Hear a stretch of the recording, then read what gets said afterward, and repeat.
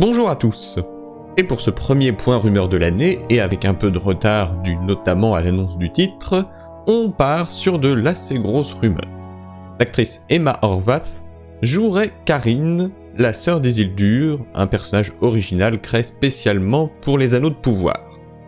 C'est une rumeur qui ne serait pas si étonnante puisque l'acteur Maxime Baldry, qui interpréterait Isildur, et Emma, étaient arrivés au même moment en Nouvelle-Zélande pour le tournage et ils apparaissaient souvent en photo tous les deux sur leurs réseaux sociaux. Le tournage de la série ayant été séparé en plusieurs plateaux et plusieurs équipes, le fait que ces deux acteurs soient ensemble signifie qu'ils tournaient sur le même plateau, donc vraisemblablement celui numénorien. Concernant le personnage en lui-même, déjà oui, Isildur et Anarion n'ont théoriquement pas de sœur. Mais objectivement, il y a de la place pour un personnage comme ça dans la série, le tout sans dénaturer l'histoire de Tolkien.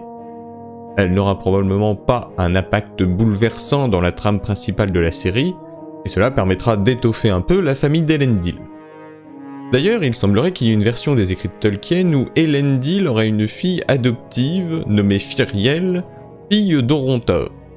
Alors ici, on tombe dans une des zones d'ombre puisque Tolkien n'a jamais vraiment finalisé l'histoire d'Orontor et de sa fille. Orontor était un bon ami d'Elendil, mais il quitta Numénor pour une mystérieuse mission et n'est jamais revenu. Le fils de Tolkien, Christopher, avait émis des hypothèses concernant ce mystérieux voyage mais n'a jamais pu confirmer ses théories. Concernant sa fille, Firiel, j'ai eu beau rechercher une adoption par Elendil après la disparition de son père, je n'ai rien pu trouver à ce sujet. La version la plus crédible et selon moi la plus juste est qu'elle est devenue la servante d'Elendil et viva avec lui dans sa maison. Dans tous les cas, les scénaristes ont pu s'inspirer de cette version de Tolkien pour donner à Elendil un troisième enfant, direct ou adoptif. Bon, après il faut quand même avouer qu'on serait sûrement plus face à un enfant direct vu la ressemblance entre les deux acteurs. Pour le coup, la règle 34 d'internet va s'en donner à cœur joie. Alors, j'ai lu beaucoup de... Ah, il y a assez de personnages dans l'univers de base comme ça, pourquoi Amazon en rajoute? Eh bien, tout simplement pour donner un peu de suspense. On connaît tout, on connaît le sort d'Isildur, celui d'Anarion et celui de leur père.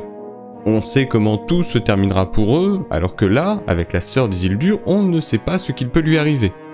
Elle pourrait mourir à tout instant, elle pourrait faire des choses intéressantes. Ou rien. Ah non, toi c'est pas le moment.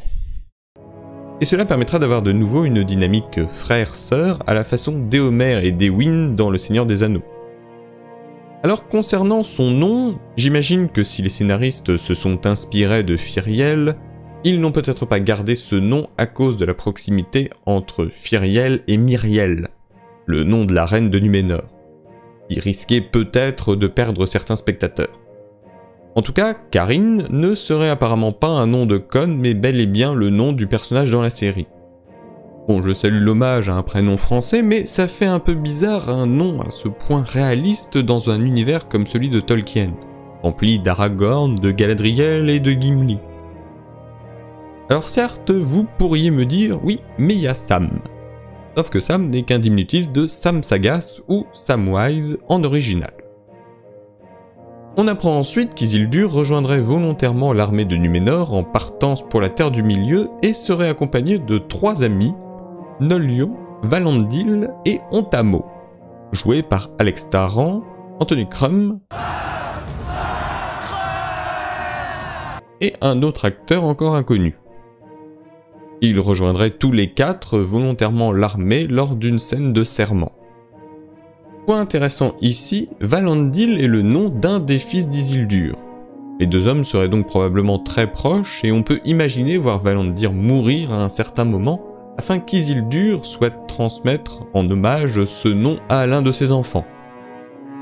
Il semblerait que Karine ne veuille pas qu'Isildur rejoigne l'armée et il est dit qu'il y aurait une scène émotionnelle où elle poursuit son frère à travers la foule numénorienne en criant « Isildur !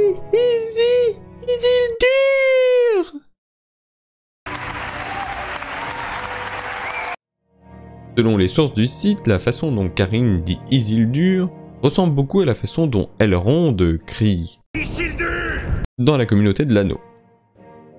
Enfin, on apprend qu'il y aurait une scène avec un grand défilé dans les rues de la ville, L'armée de cavalerie marcherait à travers la cité accompagnée par les gardes de la ville.